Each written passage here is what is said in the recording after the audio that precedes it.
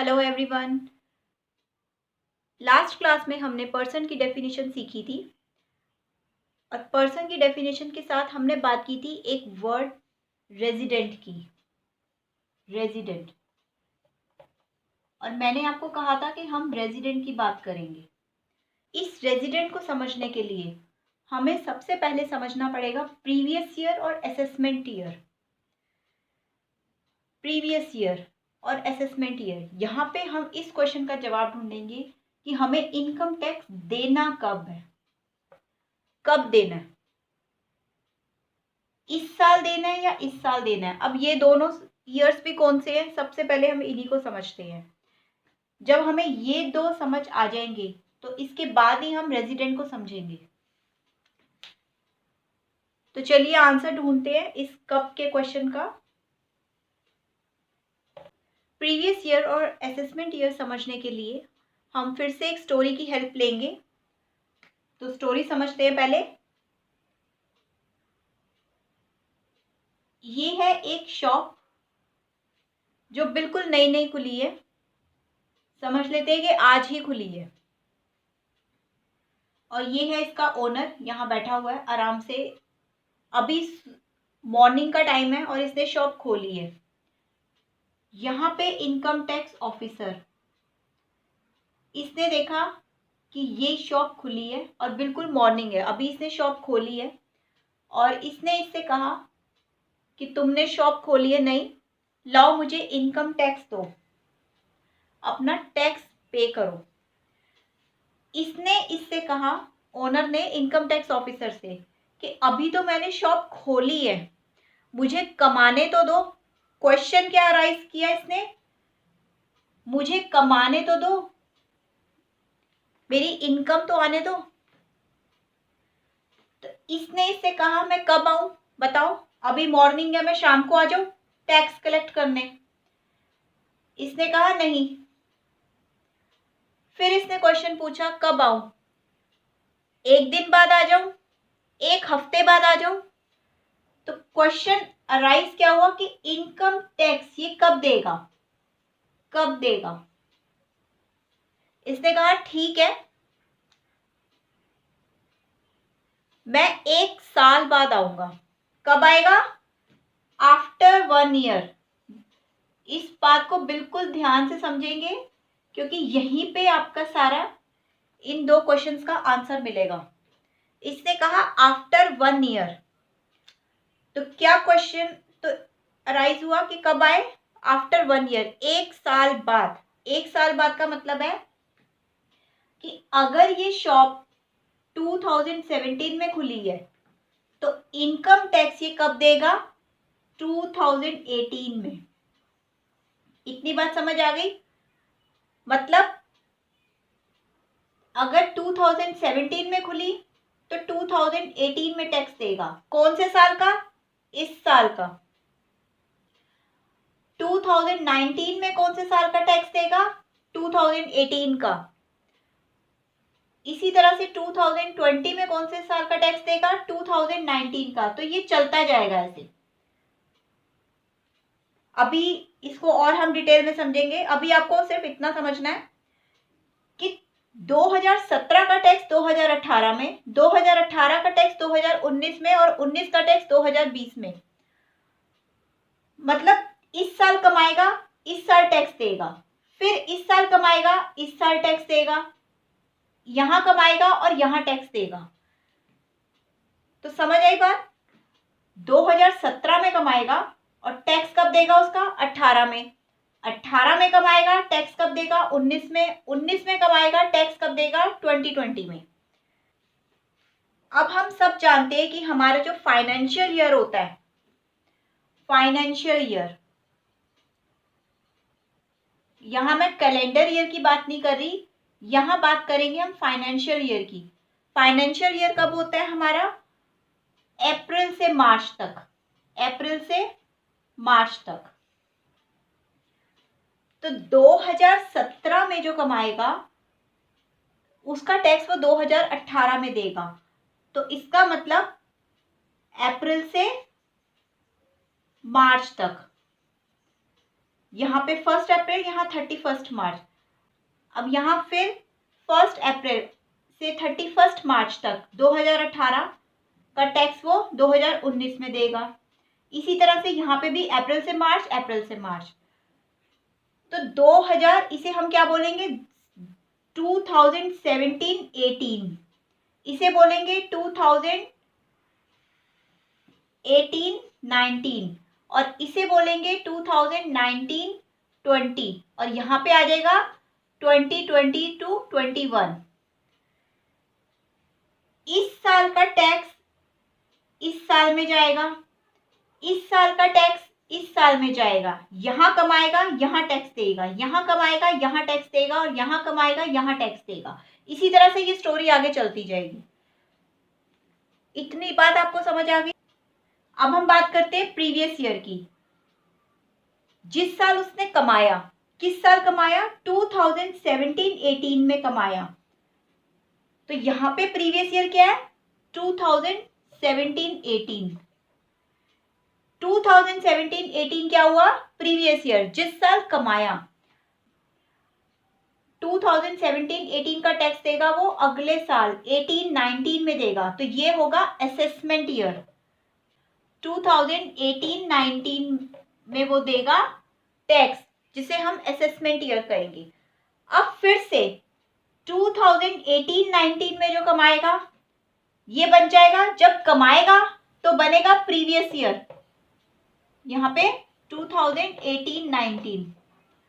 अब 2018-19 का टैक्स कब देगा वो, 19-20 में, तो यहाँ पे असेसमेंट ईयर 19-20।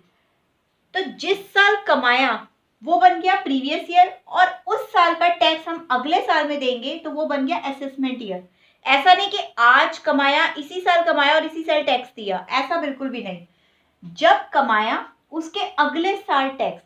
अगर 17-18 में कमाया तो टैक्स कब देगा वो, 18-19, तो ये हो गया प्रीवियस ईयर। और जब टैक्स देगा 18-19 में, हमारा असेसमेंट ईयर।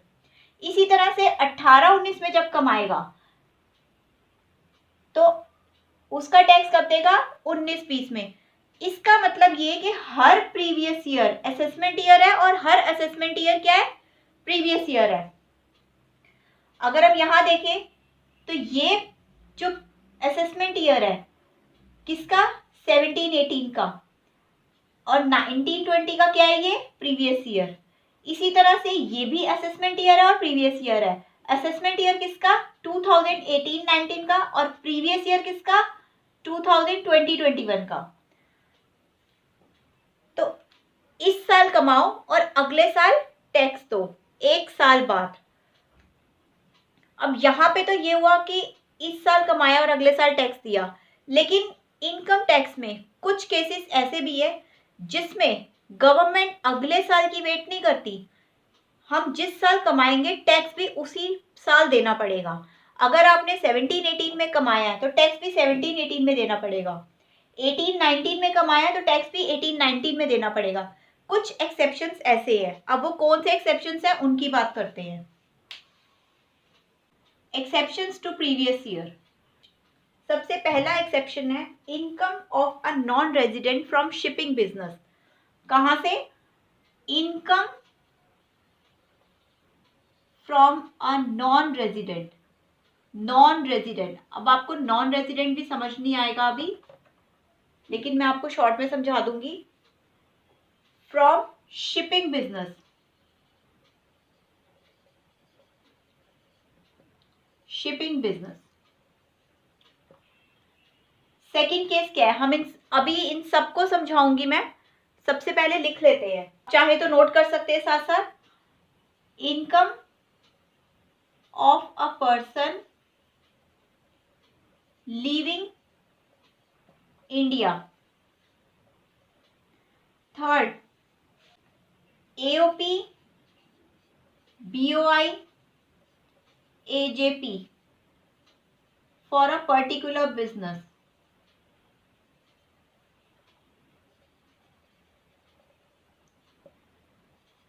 फोर्थ है ट्रांसफर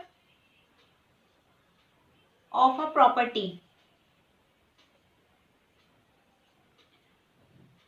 टू अवॉइड टैक्स। और लास्ट है डिसकंटिन्यूएशन ऑफ अ बिजनेस और प्रोफेशन, ऑफ अ बिजनेस और प्रोफेशन। अब इन सबको डिटेल में समझते हैं। फर्स्ट पॉइंट है income from a non resident from shipping business. इसे समझते हैं, income from a non resident. Non resident का मतलब कि वो पर्सन जो इंडिया का रेजिडेंट नहीं है, इंडिया में नहीं रहता। कहाँ रहता है? आउटसाइड इंडिया, किसी भी कंट्री में रह सकता है but not in India. Income from a non resident, वो बंदा जो इंडिया का रेजिडेंट नहीं है, उसे इनकम हो रही है कहाँ से? शिपिंग बिजनेस में। इसे और समझते हैं। एक नॉन रेजिडेंट है, वो इंडिया के पोर्ट पे आया, कुछ उसने अपना लगेज रखा, उतारा और वहां से नया लगेज लिया और जाने लगा तो उसे इनकम टैक्स ऑफिसर ने रोक लिया। उसने कहा इनकम टैक्स दो। तो इसने कहा मैं तो नॉन रेजिडेंट हूं। तो इनकम टैक्स ऑफिसर ने क्या कहा कि तुम भले ही नॉन रेजिडेंट हो, लेकिन मुझे क्या पता कि तुम कल आओगे या नहीं आओगे। हो सकता है कि तुम ना आओ, मैं तुम्हारे लिए कल का इंतजार नहीं कर सकता, मैं अगले साल का इंतजार नहीं कर सकता। हो सकता है कि तुम अगले साल इंडिया में ना आओ, इसलिए तुम मुझे टैक्स अभी ही देके जाओगे। प्रीवियस ईयर में ही तुम्हारा टैक्स लगेगा, तुम्हारे लिए असेसमेंट ईयर की वेट नहीं होगी। तुम आज यहाँ पे सामान छोड़कर जा रहे हो और लेके भी जा रहे हो पोर्ट से, तुम इंडिया के बाउंड्री में आ गए हो, तो तुम्हें टैक्स देना ही पड़ेगा, क्योंकि तुम्हें इनकम कहाँ से हुई? इंडिया से। क्या हुई? इंडिया से इनकम। और किससे हुई? नॉन रेजिडेंट को। किससे हुई? शिपिंग बिजनेस से। ये तुम्हारा बिजनेस है, तो तुम्हारे लिए कोई भी असेसमेंट ईयर का रूल नहीं चलेगा, तुम्हें अभी प्रीवियस ईयर में ही टैक्स देना पड़ेगा। तो ये तो हुआ फर्स्ट केस, क्योंकि इनकम टैक्स ऑफिसर को नहीं पता कि ये नॉन रेजिडेंट कभी वापस आएगा या नहीं आएगा। ये है first case. Second, of a person living India. एक ऐसा पर्सन जो इंडिया छोड़कर जा रहा है, जैसे कि उसकी जॉब लग जाती है बाहर या बहुत दिनों के लिए जा रहा है, वो उसकी उम्मीद नहीं है आने की। क्या है? आने की उम्मीद नहीं है। तो वो पर्सन जो इंडिया छोड़कर जा रहा है, गवर्नमेंट कहेगी ऐसे कैसे जा सकते हो, तुम्हें टैक्स प्रीवियस ईयर में ही देना पड़ेगा। मतलब 2017 में तुम 17-18 में कमाओगे, तो तुम्हें 2017-18 में ही टैक्स देना पड़ेगा। हम तुम्हारे लिए असेसमेंट ईयर की वेट नहीं करेंगे। तुम वापस आओगे या नहीं आओगे हमें क्या पता, तुम्हारी तो वहां जॉब लग गई, तुमने तो इंडिया छोड़ देना है, तो टैक्स देकर जाओ। अब तक जो कमाया है, अब तक जो भी इनकम तुमने करी है इंडिया में, उसका टैक्स तुम इसी साल देके जाओगे। Third case, AOP, BOI, AJP, artificial judicial person, body of individuals. ये सब क्या है? आए, कुछ टाइम के लिए इन्होंने बिजनेस को स्टार्ट किया और इनका काम खत्म, बिजनेस को बंद किया और चलते बने। यहां भी इनकम टैक्स ऑफिसर ने क्या कहा? Previous year. तुम्हारे लिए भी असेसमेंट ईयर की वेट नहीं की जाएगी। तुमने आज काम किया है, तुम्हें आज ही टैक्स देना पड़ेगा। अगले साल का इंतजार नहीं करेंगे।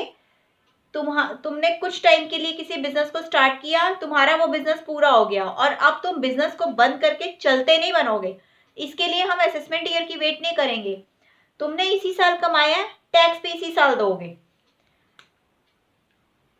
Fourth case, transfer of a property to avoid tax. अब कुछ लोग ऐसे होते हैं कि जो अपने टैक्स लाइबिलिटी को कम, अब एक हस्बैंड है, वो अपनी टैक्स लाइबिलिटी को कम करने के लिए अपनी वाइफ के नाम प्रॉपर्टी करता है। कैसे करेगा वो उसकी टैक्स लाइबिलिटी? जैसे कि उसके नाम पर 3 या 4 घर हैं, उसमें से एक घर या 2 घर वो अपनी वाइफ के नाम ट्रांसफर कर देगा। इससे क्या होगा? उसकी इनकम कम शो होगी।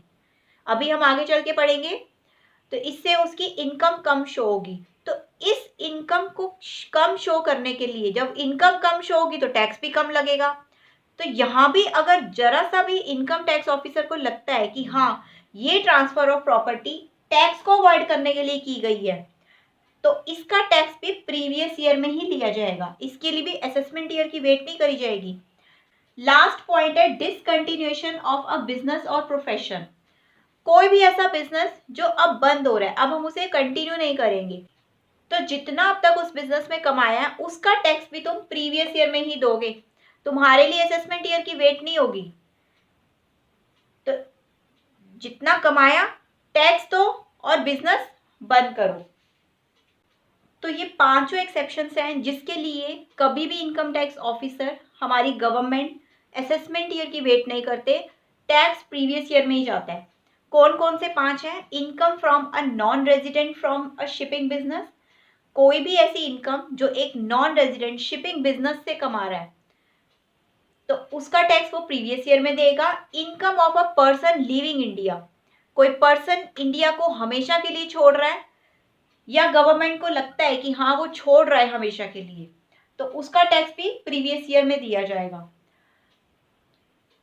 एओपी, बीओआई, एजेपी, ये अगर किसी बिजनेस को स्टार्ट करते हैं कुछ टाइम के लिए, इनका काम पूरा होने पर बिजनेस बंद, तो इसका टैक्स भी प्रीवियस ईयर में जाएगा। इसके लिए भी असेसमेंट ईयर की वेट नहीं होगी।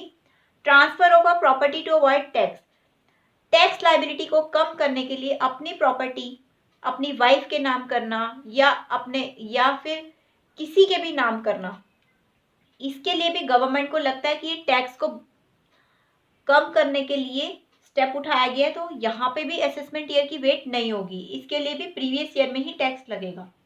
डिसकंटिन्यूएशन ऑफ अ बिजनेस और प्रोफेशन, कोई बिजनेस अगर बंद हो रहा है, वो डिसकंटिन्यू हो गया है, अब वो बिजनेस आगे नहीं चलेगा, या कोई प्रोफेशन, तो उसके लिए भी जितना कमाया है अब तक उसका टैक्स प्रीवियस ईयर में, असेसमेंट ईयर की वेट नहीं होगी।